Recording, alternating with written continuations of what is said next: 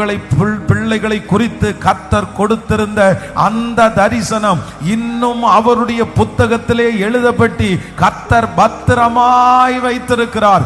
இன்றைக்கு 70வது நாள் வாக்கு கொடுக்கிறார். அது முடிவிலே அது என்னன்னு உனக்கு தெரியும். அது கண்டிப்பாய் பொய் சொல்லாது.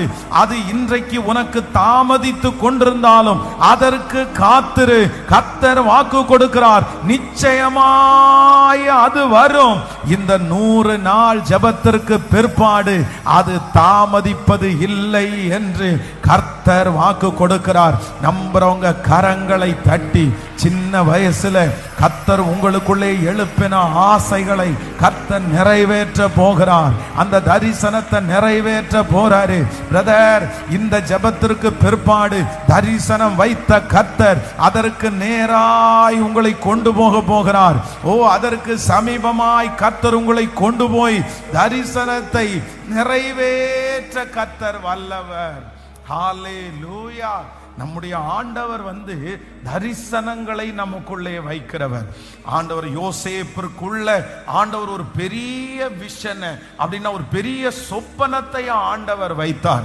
நேபுகாத் நேச்சார் என்கிற மனுஷனுக்குள்ள ஆண்டவர் வேதம் சொல்லுகிறது கர்த்தர் ஒரு தரிசனத்தை கர்த்தர் வைத்தார்.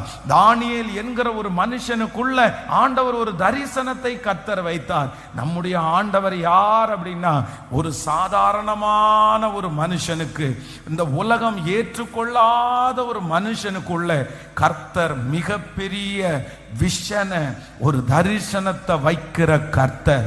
ஒருவேளை இதுவரைக்கும் இதே போல ஒரு தரிசனம் உங்களுக்குள்ளே இல்லாமல் இருந்திருக்கலாம். இந்த ஜெபத்திற்கு முன்பாக அப்படியெல்லாம் எனக்கு ஒரு சொப்பனம் எல்லாம் கிடைச்சதில்லை பாஸ்டர், அப்படியெல்லாம் நான் ரொம்ப இன்ட்ரெஸ்டாலாம் இருந்ததில்லை, அந்த மாதிரி ஆகணும் அப்படின்னு எல்லாம் நான் நினைச்சதே இல்லை, அந்த மாதிரி ஒரு சின்ன நினைப்பு கூட எனக்குள்ள வந்ததில்லை அப்படின்னெல்லாம் நீங்க நினைக்கலாம். ஆனா இந்த 70வது நாள் நான் நம்புகிறேன் உங்களுக்குள்ளே தரிசனங்கள் இன்னும் வைக்கப்படாவிட்டாலும் கர்த்தர் இன்றைக்கு பெரிய பெரிய தரிசனங்களை உங்களுக்குள்ளே விதைக்கிறவராயிருக்கிறார்.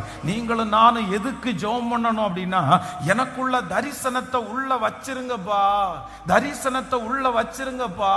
காலையில ஆராதனையில சொன்னது போல இந்த தரிசனம்ன்ற ஒன்று என்னைக்கு உங்களுக்குள்ள வருதோ அன்னைக்கு தான் நீங்க ஒரு மனுஷனாகவே